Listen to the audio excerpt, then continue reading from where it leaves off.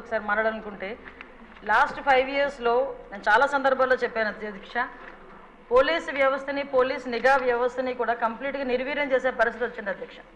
ఎందుకు ఈ మాట చెప్తున్నానంటే లాస్ట్ 5 ఇయర్స్లోని కూడా అప్పుడు ముఖ్యమంత్రి జగన్మోహన్ రెడ్డి రోడ్డు మీదకి వస్తే పరదాలు కట్టడానికో, బారికేడ్లు వేయడానికో, లేకపోతే హౌస్ అరెస్టులు చేయడానికో వీటి మీద పెట్టిన దృష్టి అసాంఘిక శక్తుల్ని పట్టుకుందామని కానీ, నేరస్తులను పట్టుకుందామని కానీ, వాటిని పట్టుకునేడానికి ఉన్న సిస్టమ్ని కనీసం వాళ్ళు తిరిగి పునరుద్ధరించుకోవాలనే తపన కూడా లేకుండా మొత్తాన్ని నిర్వీర్యం చేసిన పరిస్థితి వచ్చింది అధ్యక్ష. దాని పర్యవేక్షణలో భాగంగానే ఈ 5 సంవత్సరాల్లోని కూడా ఇంచుమించుగా మనం ఒకసారి కంపేర్ చేసుకుంటే బిఫోర్ 2014 మనకి టోటల్ కేసెస్ ఈ బ్లేడ్ బ్యాచ్కి సంబంధించి ఈస్ట్ గోదావరిలోనే ఈస్ట్ గోదావరిలో చూసుకుంటే 133 ఉంటే 2014-19 అదేవిధంగా కంపారిజన్ 2014-19కి ఒక 400 ఉన్నాయి అధ్యక్ష. 2019-24లో ఒకసారి మనం చూసుకుంటే అధ్యక్ష దగ్గర కేసెస్ అవన్నీ కూడా దగ్గర డబుల్ అయిన పరిస్థితి అధ్యక్ష. వీళ్ళ మీద ఎన్ని పీడీ యాక్ట్లు పెట్టినా ఒక ఈస్ట్ గోదావరిలోనే ఇంచుమించుగా 500 వరకు కేసెస్ నమోదు బ్లేడ్ బ్యాచ్ని ఐడెంటిఫికేషన్ చేయడం అధ్యక్ష. వీళ్ళే కాకుండా మనకి రాజమండ్రి అదేవిధంగా ఎన్టీఆర్ డిస్ట్రిక్ట్లోనే ఎక్కువ ఈ బ్లేడ్ బ్యాచ్ అనేది ఎక్కువగా ఐడెంటిఫికేషన్ అయి ఉంటుంది. వాళ్ళు ఇంచుమించుగా దగ్గర రెండు కలిపి ఈ మొన్న 2019-24లో దగ్గర 825 మందిని ఐడెంటిఫికేషన్ చేయడం జరిగింది అధ్యక్ష. ఐడెంటిఫై చేయడం ఒక ఎత్తు అయితే వీళ్ళు నియంత్రించే సిస్టమ్ అయితే పోలీస్ డిపార్ట్మెంట్లో లాస్ట్ 5 సంవత్సరాలు లేదు అధ్యక్ష.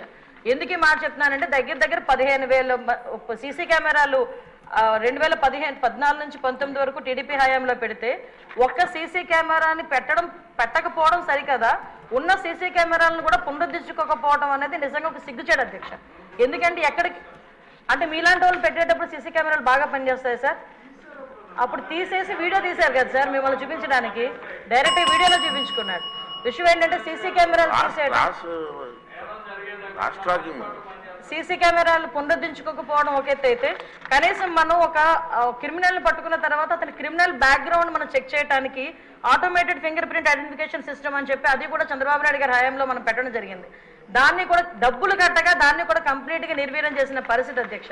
అవే కాకుండా మనకి ఇంతకు ముందు ఏదైనా ఈ బ్లేడ్ బ్యాచ్ కానీ ఎవరైనా అసాంఘిక శక్తులు ఎక్కడైనా ఊర్లను వెళితే ఆ హౌసెస్ దగ్గర కూడా మానిటరింగ్ చేసేవాళ్ళం అధ్యక్ష.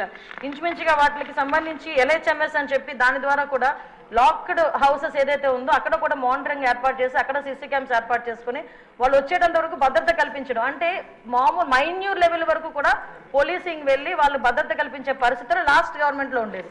ఈ గవర్నమెంట్ ఎప్పుడైతే నిర్వీర్యం చేసిందో పోలీసు వ్యవస్థని, మీరు అన్నట్టుగా మొత్తం అరాచక శక్తులు, అసాంఘిక శక్తులు అరాచక శక్తులు అంటే ఇందాక మేడం గౌరవ ఎమ్మెల్యేగా చెప్పినట్టు ఎవరు బ్లేడ్ బ్యాచ్ అనో ఇంతకుముందు ఎక్కడి నుంచో వచ్చారు, పై దేశాల నుంచి వచ్చారు, పై రాష్ట్రాల నుంచి వచ్చారు, బీహార్ బ్యాచ్, అక్కడ బ్యాచ్, ఇక్కడ బ్యాచ్ అనుకునే వాళ్ళు.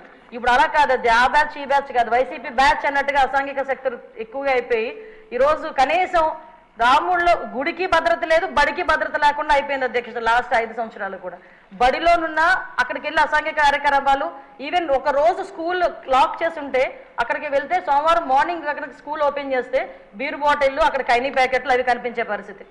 అలా అదేవిధంగా గుడిలోకి వెళ్తే గుడి విగ్రహాలను ఎత్తుకుపోయే పరిస్థితి లాస్ట్ 5 సంవత్సరాలు చూసాం అధ్యక్ష. ఒకటి అధ్యక్ష, ఈరోజు ఈ గంజాయి గురించి చెప్పారు అధ్యక్ష. ఈ గంజా లాస్ట్ 5 ఇయర్స్లో కూడా కంప్లీట్గా వదిలేశారు అధ్యక్ష. ఎంత దారుణంగా వదిలేశారంటే